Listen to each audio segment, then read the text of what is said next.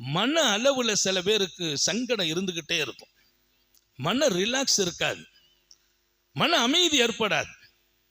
எதையாவது ஒன்று நினைச்சு கவலை வரும், எதையாவது ஒன்று நினைச்சு பிரச்சனை இருந்துகிட்டே இருக்கும். மனசு கொஞ்ச நேரம் நிம்மதியா இருக்கணுமே, அது இதுன்னு போய் அலம்பிட்டே இருக்கும். மன அமைதியும் ரிலாக்ஸும் குறைந்து இருக்கிறவங்க உடல் ரீதியாகவும் பிரச்சனை இருக்கும்.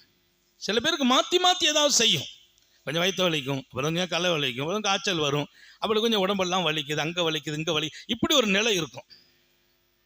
அவங்களெல்லாம் பெருமக்கள் எழுதுவாங்க, அருமையான ஒரு வார்த்தை, அல்லாஹுடைய வார்த்தை, யா சலாம் யா அல்லாஹ். சொல்லுங்க, ஒரு வார்த்தை தான், ஒத்த சொல்லுதான். ராத்திரி படுக்கிற போது 113 தடவை ஓதி விடுங்கள்.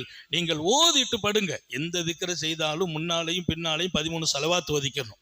எந்த திக்ரை செய்தாலும் முன்னாலையும் பின்னாலையும் 13 சலவாத், ஸல்லல்லாஹு அலா முஹம்மது ஸல்லல்லாஹு அலைஹி வஸல்லம் 13 தடவை ஓதிட்டு அந்த திக்ர் யா சலாம் யா அல்லாஹ். நோயாளிகளை ஓத சொல்லுங்க, மன அழுத்தம் உள்ளவங்களை ஓத சொல்லுங்க, எப்பவுமே பிரச்சனையில் இருக்கிறவங்களை ஓத சொல்லுங்க.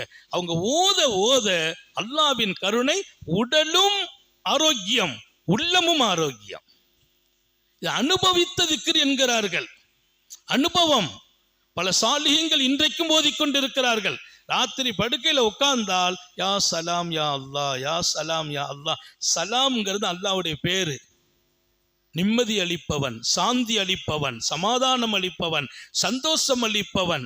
அந்த அவனுடைய அந்த சொல் நமது நாவில் நடக்க வேண்டும்.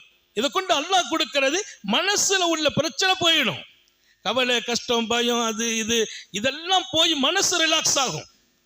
அதை அடுத்து கருணை உள்ள ரப்பு உள்ளத்துல எப்படி நிம்மதியை கொடுக்கிறானோ உடல்லே நிம்மதி. இப்ப நமக்கு தேவை என்ன? மனமும் உடலும் ஆரோக்கியமா இருக்கணும். உடல் ஆரோக்கியம்